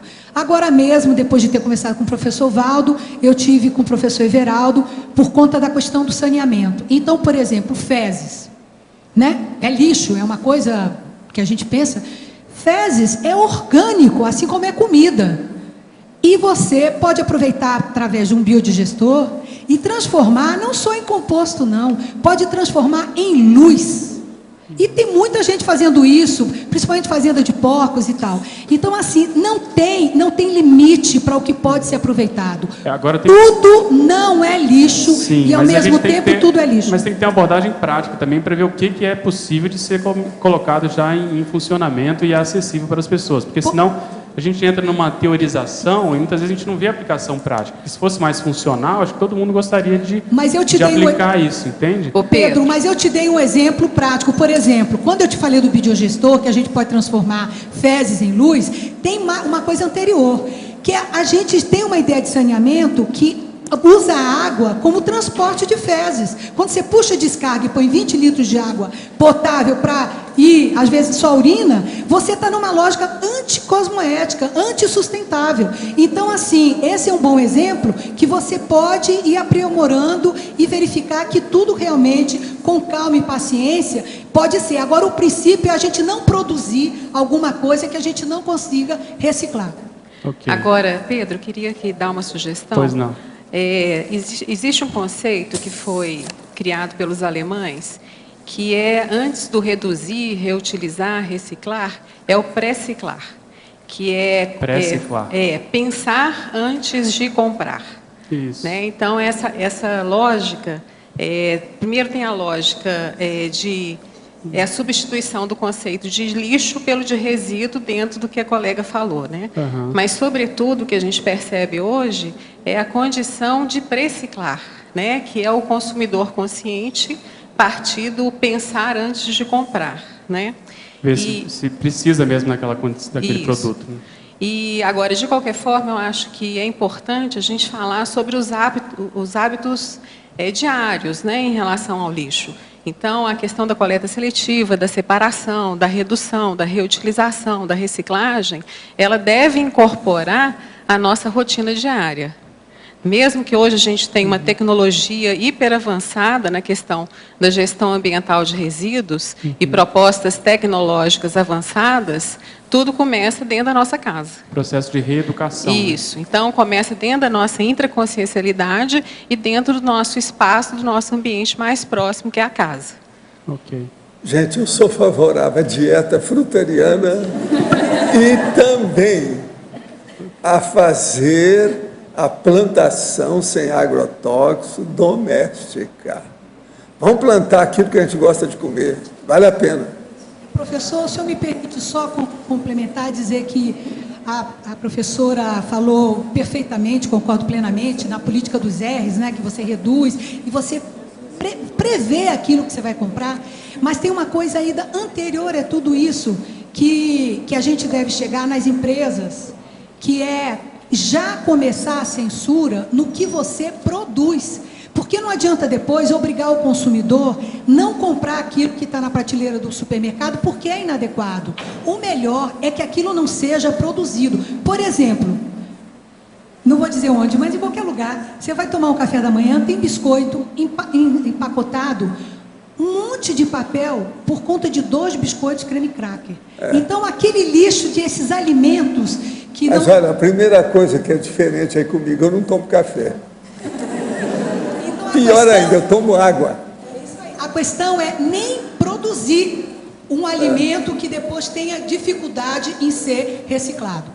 A saúde de vocês. Professor Pedro, fazendo uma correlação na Principiologia, página 2, terceira linha, o princípio cósmico da irrecuperabilidade do espaço-tempo desperdiçado. Com a sintomatologia, página 5, os itens 2, ansiedade, 3, arrogância e 10, modismo. Percebe que são típicas de pessoas que nem pensam em serialidade no que estão fazendo aqui, nessa atual existência, e nem sequer se dão conta da sua proex. Que caminhos podemos usar para despertar essa consciência sem sermos dogmáticos? Falar sobre a personalidade psicopática. Psicopática, ou seja, você procurar dar o seu exemplo e esclarecer essas pessoas se tiver ambiente para isso. A condição de você não recuperar o tempo perdido é básico, né? É uma condição muito, muito prática. E muitas vezes, na manifestação desses sintomas, vai aparecer essa condição justamente de desperdício de tempo e recursos também. Então, o que eu vejo que é mais acessível é ver se você tem alguma entrada com essa pessoa e procurar esclarecer, chamar atenção e também dar o seu próprio exemplo. Hoje há também um consumo exagerado de comida devido à facilidade de acesso. Basta ligar e a pizza é entregue em casa. O estoque de comida industrializada também é muito fácil e pode ser quase ilimitado. A qualidade, porém, é quase sempre sofrível no que se refere à saúde, tratando-se de um engodo nutricional. O resultado pode ser visto na SOCIM. Crianças com hipertensão, crianças diabéticas e o aumento de obesos. Professor Pedro concorda que o exagero no consumo de comida também se ajusta a tudo que está sendo estudado neste verbete? Sem dúvida, é um dos reflexos do processo da própria ansiedade, é essa manifestação da compulsão por comida. Está mais acessível, aparentemente é mais fácil, a pessoa ali desliga o discernimento e entra num processo mais subcerebral mesmo, e a manifestação é essa. Dizem que a humanidade está entrando na geração cetácea, é verdade? Então é preciso de ver isso aí. Os baleiudos. Agora aqui, para o verbetógrafo. Em sintomatologia, página 5, item 8, marcas. O fato de consumir marcas detonadoras de luxo e prestígio social, algumas vezes não está relacionada com a qualidade do produto. Por exemplo, temos duas grandes empresas, Apple e Samsung, que não concorrem para oferecer os melhores tablets no mercado. Não é melhor consumir esse produto do que ter dor de cabeça futura com outros de qualidade duvidosa? Sem dúvida, mas vê o quanto que você consome, né? Você é fanático pela Apple, por exemplo, você a cada lançamento você troca, você tem o iPad 1, você já comprou o 2 antes do lançamento, como que é essa relação com esse processo dos lançamentos, seja da marca que for? Então eu concordo que você tem que buscar produtos de qualidade, mas veja os excessos nessa condição. Além disso, eu estou aqui com um cosmograma, por exemplo, da presidente da Argentina, Cristina Kirchner. Ela foi lá na abertura da ONU e ela diz aqui, Cristina Kirchner gastou $110 mil em sapatos. Então, ela, o que se passa? Ela comprou simplesmente 20 pares de sapatos Christian Louboutin, não sei se é assim que fala. Então, você veja, cada par custa $5.500. Então, você veja, na condição dela, de ter que dar o exemplo, e essa manifestação desse hiperconsumismo, que seria o agudo, que a gente colocou na exemplologia, agora, é o que a gente está chamando a atenção. Influência espanhola da monarquia, você sabia? Não estou brincando, sabia? Monarquia espanhola. Que é o processo da nossa amiga das Filipinas. Ela tinha 20 mil pares. Exatamente. Entende? Imelda Marcos. A Imelda Marcos. Agora veja, gente da Espanha. Do mesmo nível. É influência. As mulheres têm mania de sapato. Quantos sapatos você tem, Laura? Uma pergunta assim. Eu tenho 2 pares de sapatos de verão e um de inverno. 2 de primavera e 2 de... Não. Ah, não, e um chinelo para ficar em casa. Não, gente, eu nasci pobre nesta vida, né? E agora, tem duas havaianas. Né? Aqui tem 2 havaianas. Eu não sei, até aproveitando isso, não sei se o Pedro... Acho que não. Existe um termo agora que estão usando para mostrar justamente o consumismo de sapato, que é o sapaholic. Sapaholic é o termo que estão usando para esse consumismo de sapato. Então, de repente, podia acrescentar aí. Que deu nosso amigo não tem hoje. Sapato bom é esse. Esse é o tipo sapatênis. Tem que dar o pulo. Sapato tênis, é o melhor que tem. É o sapatênis. O nosso amigo não tem hoje. Eles é que fabricam, fora de série. Você também está usando. Está lançando a moda tem que do Brasil. Vender aqui, tem que vender aqui. Tem que abrir uma loja. Teria que vender aqui, eu também já falei mercado com ele. negro, né? São os melhores que tem. Justamente porque duram mais, exatamente. Agora aqui, ó. Em tipologia, página 5, item 4. Criança. A criança não é o reflexo dos pais? O superconsumidor mirim, na verdade, não seriam os próprios pais que querem consumir e se satisfazem com o consumo das crianças?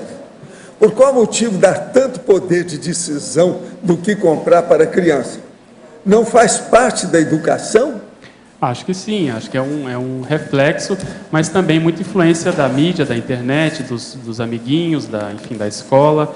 Então, os pais é que têm que justamente dar essa educação, dar o exemplo e impor limites, né? Porque senão o céu é o limite.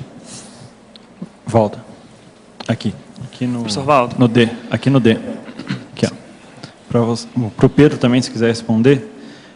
No seu verbete extrafisicologia, em argumentação, você coloca ali auto para procedência pré-ressomática. Que variáveis que a gente poderia analisar, estudar, para ver a influência dessa paraprocedência na CONSIM, de modo a ter uma identificação ou uma pesquisa em relação à paraprocedência? O processo de paraprocedência, o que me ocorre, uma das formas de se pesquisar isso, primeiro é ver o grupo, ver com quem você tem mais afinidade e pensar assim, com quem você estava antes de ressomar. Quem daqui, por exemplo, da CCCI, será que foi meu conviva, meu compassageiro extrafísico? E aí ver se há algum tipo de perfil assemelhado. O professor Val está rindo assim. Não, o Lost estava rindo para mim. Não tem nada a ver com isso. Não tem nada a ver com isso. E só para complementar, ver nesse povo o perfil, se tem algum traço em comum. E aí ver se dentro daquela comunidade havia uma manifestação mais, vamos dizer, explícita desse traço, desse trafor de afinidade. Não, a coisa que eu quero falar é o seguinte, esse negócio de passado, outra vida, série X, etc., vamos ver com o passar do tempo, a hora que chegar aos 400 bustos, se tem alguns de vocês mesmo. Eu não estou falando vocês hoje, estou falando vocês ontem. Valdo.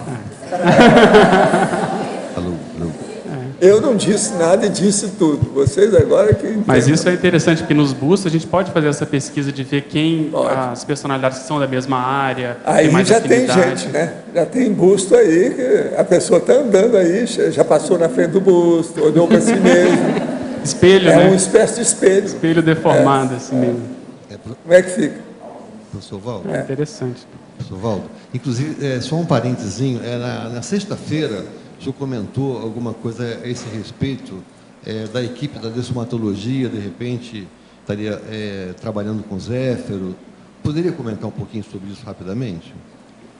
Não, o que eu vejo aí é o seguinte, o Zéfiro no século XIX tinha uma equipe. Agora, o trabalho nosso era de ajudar as pessoas conscientes, que estavam na pré-dessomática. Então, a gente começava a seguir aquilo e já sabia. Igual aquele gato que ficava no leito do paciente para mostrar que ele ia morrer. Então, a gente ficava e rondava a situação, já preparando o ambiente. Que isso é justamente antípoda, o contrário, o outro extremo da condição da pessoa que vai renascer e que fica rondando os pais futuros. Os pais, às vezes, nem se encontraram, estão na fase de noivado, um só tocou na mãozinha da nona, tudo, e ficou só nisso. No entanto, ele sabe que ali ainda vai ter algum contato que vai atraí-lo para a vida humana. Então, veja, aí nós trabalhávamos o contrário, que é a pessoa que ia dessomar, para fazer a recepção, o acolhimento desse povo. Agora, com isso, a gente se especializou muito, depois de muito tempo trabalhando nisso, com muita gente, todo tipo. E outra coisa, às vezes o processo era individual, outra hora era grupal, outra hora era coletivo, grandão. Acidentes, inundações, tragédias, furacões, vulcões, você está entendendo? Tudo isso a gente entrava em muito lugar. Não foi só processo na Europa, nada disso não, a gente saiu fora também. E essa equipe do colégio teria, de uma certa forma, participado também desse trabalho? Do colégio? Não, aí tem muita gente aqui que trabalhou com isso, está entendendo? Agora, o que eu falei aqui, por exemplo, dessa minha equipe lá de 6, que eu tenho certeza o Everton era um deles. Por isso que é que ele está chegado comigo, eu com ele, com esse trabalho, que nós nos entendemos bem na história.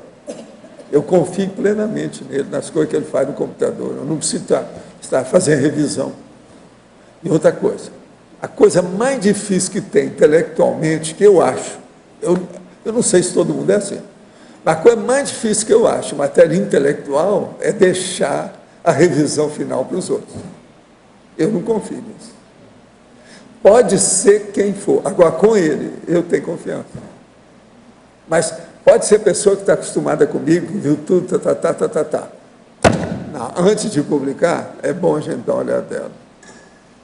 Então, veja, isso é seríssimo, esse processo desse, vamos dizer, o contingenciamento de vida prossêmica, com a vivência prolongada. Isso, então, é que dá mais gabarito, entendimento e tudo mais. Agora, ó, eu tive muito contato, quer dizer, o Zé teve muito contato com muita gente aqui, uns mais do que outros. Uns estão ainda assim, 20% dentro daquilo, outro 40%, o outro 60%, entende? É difícil até a pessoa se encaixar em tudo que ela deve nessa vida com esse novo corpo. Então, isso tudo a gente tem que levar em consideração. Isso você atribui essa dificuldade de se encaixar ao que? A mesologia, Agora, a vida por exemplo, humana? Que é? Uma das coisas, eu estava falando para ele hoje, que eu estou lá fazendo verbete para explicar isso aí com mais calma. São detalhes que eu quero colocar agora no dicionário. Que é o problema seguinte, uma coisa que eu já percebi é o seguinte, a personalidade consecutiva, a melhor coisa que tem é a hora que ela decidiu, se identificou, admitiu, ela assimilou o processo da condição dela como personalidade consecutiva e ela viu como é a outra personalidade. E aquela outra personalidade, ela começa a ver quais eram os trafores que ela tem, os mega trafores. E ela começa a imprimir isso, mas de uma maneira absoluta, séria, organizada. Está entendendo? De uma maneira, isso é a melhor coisa que tem na questão da personalidade consecutiva. Da turma que eu tenho visto, a maioria, eu não preciso nem de falar, que devido ao nosso processo aqui de estudo com cosmoética, CPC, o problema da evolução, o processo da PROEX, complexo, a pessoa já acerta o passo, por ela mesma, sem eu precisar de falar nada. Agora, eu tenho visto isso, são muitos. Agora, ó, eu já tinha visto que isso funciona desde lá de Uberaba. Quer dizer, já faz quase 50 anos que eu vejo essas coisas. Entende? Agora, conosco aqui, a coisa é mais absurdamente clara. Fica tudo óbvio. Agora, o que eu vejo é esse. Trabalhar com isso agora vale a pena, porque é turma que já trabalhou lá. Todo mundo, eu te falei daquela vez que nós conversamos com mais calma lá embaixo, que todo mundo que vai trabalhar no processo da longevidade, na dessomática, no problema da tanatofobia, porque isso já era meus estudos da década de 60, de 70, projeciologia, eu falo isso tudo, sobre a tanatologia, a tanatofobia, os problemas todos isso aí. Toda essa turma é daquela turma do século XIX. É gente que trabalhava com isso. Eles não vêm à toa. A pessoa não tem tendência assim, porque foi criada ontem ou na semana passada. Não. Isso já vem de muito tempo. É muito difícil a pessoa criar tendências positivas, evolutivas, cosmoéticas. Isso é preciso ter muita raiz para chegar aqui. Por isso que eu falo, vocês são os zerados dessa história. É muito alto esforço que todo mundo fez para chegar nisso. Valdo, e você quantificaria, por exemplo, quantas vidas ou quantos séculos para a pessoa ter essa base mais estruturada, assim, para a gente ter uma ideia? Não, eu não vejo por aí, não. Esse negócio de séculos e milênios, eu tirei do meu processo estatístico há muito tempo, pelo seguinte, porque uma pessoa, às vezes, ela pode mudar de uma hora para outra. Entende? Entendi. Às vezes, há um processo de uma interligação que ninguém sabe como. Às vezes uma vida vale muito mais que às várias vezes outras. Um processo de uma pessoa que passaram 2 milênios, ela então encontra com outra, que o homem, por exemplo, era a mulher dele. Então, ela encontra e vê que ele hoje é praticamente um serenão, e ela não. Aquilo muda a mulher. Na hora. Mutação, a mutação. Você está entendendo? Há um processo, então, aí, que a gente... Há determinados mega estímulos evolutivos. Esses mega estímulos, eu ainda não fiz ainda a classificação deles. É isso que eu ia te pedir, vale a pena. Tem muita coisa para ser feita nisso. Porque um desses... Mega estímulos. Sabe, são os mega impulsos. Entende? Aqueles super mão na roda. Combustível. Recebe de uma hora para outra. Agora, veja, isso forma, às vezes, as possíveis mutações que tem na vida da pessoa, é só através disso. Eu não vejo as mega revelações entram nisso aí, no outro percentual, mas a gente às vezes vê Agora, que a pessoa eu muda. tenho falado uma porção de coisa aqui. Por exemplo, você pensou?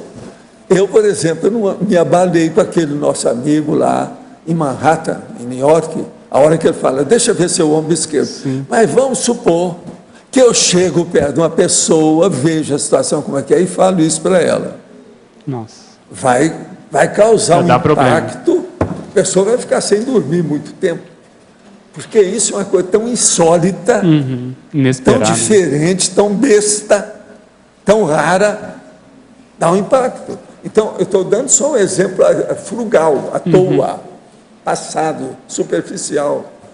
Mas e agora e esses profundos? Por exemplo, a hora que descobri que aquela pessoa que você... E outra coisa, isso aconteceu. quem é aqui que não deve ter tido já contato com aquela consciência, seja homem ou mulher naquela vida, que hoje é do jeito que eu sou com a monja? É um monte de gente. Nós somos os zerados. Aonde é que deve ter isso mais? É conosco, é com essa turma, é com essa equipe. Por isso que é que esse povo fica tudo corroendo o cotovelo na internet, inventam coisas a meu respeito, a conscienciologia. Para eles, se pudessem, eles afundariam a gente até amanhã cedo, para acabar com tudo, não deixar nada. Dá uma do Bashar, aquele da Síria, que está acabando com todo mundo. Se pudessem, eles acabariam com a gente. Entende? Sim. Por causa disso. Tudo emotivo. Agora, o processo emotivo, animal, proto-reptiliano, eles não veem essas sutilezas que nós estamos falando com toda sinceridade. Eles não querem ter sinceridade. A maioria de religião não quer isso. Não se fala a verdade. É aquilo do Chico Xavier. Verdade? Nem Jesus Cristo não falou, eu que vou falar. Entende? Agora, então, a Tares é muito difícil, mas é ela que ajuda. Agora, a hora que eu falo aqui em personalidade psicopática, o povo tudo desmaia. Estão falando em me levar para a barra dos tribunais. Leva que nós vamos mostrar que lá vai ter também. Personalidade psicopática é o que não falta. Você hoje está passando aqui quase 2 horas falando de personalidade psicopática. O que é um consumidor excessivo? Uma personalidade psicopática. Alguém aí quer refutar isso? Desatinada, né? A vida é dura. Falar a verdade não é fácil. Você sempre vai ter. Mas, enfim, a caravana passa e os cães a cachorrada ladra. Não é isso? Lá, a sua turma. É o preço do posicionamento, né? Que você fala também. Valdo. Tudo tem ônus. Agora, ó, o que é duro, que esse povo precisava de ter, mas eles não têm, porque não tem outro jeito, é que eles não têm o bônus aqui. O bônus é só depois. Aqui eles têm que enfrentar o ônus. Eles não querem. Eles querem o bônus. Que é uma loucura. A abordagem é totalmente errônea. Volta aqui de novo, aqui no D. Aqui, ó, Felipe. Eu queria fazer uma pergunta também sobre o dicionário, professor. Aqui na Comunex Ascensão, essa Comunex é aquela de patrocínio, da região de patrocínio, não é? Que tinha um Tancredo, o senhor comentou no Projeções da Consciência, não é? Eu não sei o que você está falando. Onde é que está? A Comunex Ascensão, aqui no... O senhor citou aqui no Repete Astrofisicologia. O que você quer? Atrás. Essa mesma Comunex que tem lá na região de patrocínio de Minas, não é? Que o senhor encontrou com o Tancredo, né? E como é que é o Mater Pensene desse educandário? Não, lá é muito fraquinho. Lá é só para ajudar a área, principalmente do Triângulo e do Alto Paranaíba, quando eu estive lá. Hoje eu estou meio por fora, não estou sabendo como é que está a situação. Mas hoje ele ainda Mas continua agora existindo? lá é muito interessante, porque eu fui lá uma vez, quando eu saí, quando eu desci para a terra, está no município de Patrocínio. Por isso que eu falo. Agora, de lá para cá, uma opção de coisa aconteceu ali. Aquilo lá envolve aquela cidade de Nova Ponte. Você conhece a área? Não. Pois é. Envolve a cidade de Nova Ponte, Araguari, Uberlândia, Uberaba. Tudo tem relação com isso aí. Agora, tem gente lá de Sacramento, na história. Quem dirigiu lá uma boa temporada foi o Eurípides Bassanufo. A minha mãe trabalhou lá. Entende? Eu aparecia lá porque a minha mãe gostava que eu fosse lá para ajudá-la na época que ela estava começando, logo depois que ela dessomou. Isso foi na década de 60 para 70. Entendeu? Agora, estudo, lá teve muito trabalho. Atualmente eu não sei como é que estão as coisas lá. Eu não fui lá mais. Acontecem cursos intermissivos nessa região ou não? Não, o curso intermissivo envolve isso tudo. Mas, por exemplo, a gente não sabe o teor do trabalho, o nível daqueles alunos que aparecem por lá. Lá é um processo mais assim, do segundo, terceiro escalão, você está entendendo? Não é do primeiro. Já, por exemplo, aqui a Interlúdia é tudo de primeirão, é de ponta. Entendeu? Entendi. A diferença? Volta, aqui, no D, aqui na sua frente. Você estava falando da personalidade consecutiva e a questão dos trafores que emergem a partir dessa identificação. Com o tempo, é provável que aqui a CCCI a gente comece a montar um quebra-cabeça com essas questões de personalidade consecutiva, vamos ter que fazer os gramas. Pois é. Grama das personalidades, de tudo, fazer gramas. Então, mas isso vai ficar grupal, né? Porque você vai começar a identificar vai ser um monte. Por isso movimento. que eu estou falando para alertar. Eu aqui sou apenas o corifeu. Eu sou o pioneiro. Estou tocando um assunto que está começando a engatinhar. Agora, as novas gerações vão fazer isso tudo, vocês podem esperar. E quais são os efeitos que você vê de um movimento assim mais quantitativo, com mais casuísticas em relação a essa questão? O povo vai ficar tudo mais sério dentro dos trabalhos que eles fazem. Entende? Aquilo que a pessoa se manifesta, a profissão que ela exerce, o livro que ela escreve, o artigo que ela escreve, o debate que vai ter aqui, isso tudo vai ficar cada vez mais sério. Sério que eu estou falando, do ponto de vista de profundidade, de alcance, de cosmovisão. Por quê? O que está acontecendo? A monovisão, a egovisão está desaparecendo pouco a pouco, ela está diminuindo. Aquilo está encolhendo. E agora está ampliando a cosmovisão. Então isso é um caleidoscópio, a gente não sabe para onde vai, como é que vai ficar. Agora, outra coisa muito séria. A maior prova disso é esse tanto de consciências amparadores que tem aparecido aqui ultimamente. O ano passado, por exemplo, eu nunca vi tanta gente nova em matéria de assistência extrafísica como o ano passado. Na minha vida inteira. Nunca vi isso. Entendeu como é que é o nível? Outra coisa, eu estou sentindo, por exemplo, a escrever, que agora que eu estou mais velho, eu estou mais lúcido daquilo que eu faço. Eu estou chegando aos 80 anos com maior lucidez. Quer dizer, há uma assistência maior. Se há uma assistência, é porque eles têm interesse nisso. Entendeu? Sim. E quais são os desencadeadores intrafísicos que você percebe para ter acontecido esse movimento extrafísico?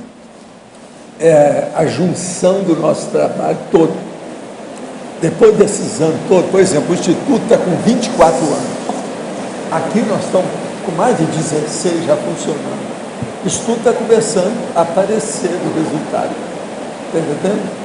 Agora, eu penso que a hora que completar certas áreas nossas, igual, por exemplo, a Europeca, se tiver um hotel aqui, isso vai organizar mais, porque vai chamar os intermissivistas. O problema nosso é um só, intermissivista. Quando a gente puder, que tiver mais recursos, ou gente que possa pagar, nós precisamos de fazer mais divulgação da convocação aos intermissivistas.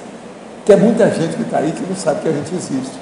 São esses que estão procurando e que não acham a gente. Eu já vi casos desses lastimáveis, que a pessoa só descobriu que havia conscienciologia na hora que ela estava morrendo. Ela estava já dessomando, não adiantou nada, então a pessoa começa a chorar na sua frente, é horrível isso. Então precisava da gente dar um jeito de difundir a situação para chegar lá. Agora, não adianta fazer difusão maciça de qualquer maneira. Tem que ver como é que segura, que vai até lá, etc. Quando nós fizemos aqui aquela vez, no mês de maio, o que é que deu isso no outro ano? Houve um aumento de 15% da turma que está falando aqui. Agora você veja, através da internet, essa coisa toda, tem vindo muita gente. Mas a internet, com o processo de acesso, ainda não é o ideal. Precisa de ampliar isso aí. Outra coisa, nós já usamos aqui várias mídias, mas ainda não usamos uma multimídia grande. Por exemplo, esse meu curso aqui de 2 horas diárias, isso aqui pode ser um programa de televisão, um programa de rádio. Nós ainda não temos isso fixado. Então, essa multimídia, nós ainda não conseguimos. Está entendendo? Então é preciso ver quando é que isso vai acontecer, se é que vai acontecer, a vantagem que tem, o que vai dar com isso. Esse é um caminho. Professor Valdo. Sim. Como é que trabalha essa comunidade conscienciológica, cosmoética e extrafísica? São esses que aparecem aqui conosco, que tem relação com a comunidade conscienciológica, cosmoética e intrafísica, que é a turma da Cognops. No caso, essa comunidade sociais não é no extrafísico. É o intercâmbio. Agora, tudo é na base de esclarecimento. É a interassistencialidade pela TARES, Tarefa do Esclarecimento. Aí tem uma base no extrafísico, na sociedade. Tem muitas bases, não é só uma não. Agora, a base principal hoje nossa é a Interlúdio, essa Comunex. Mas, por exemplo, tem as centrais extrafísicas, tem as parapsicotecas, que a turma está ajudando, entendeu? Tem vários lugares desses.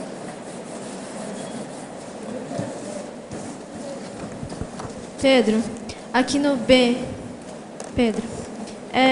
você citou na sindromologia, na penúltima linha, a síndrome do perfeccionismo.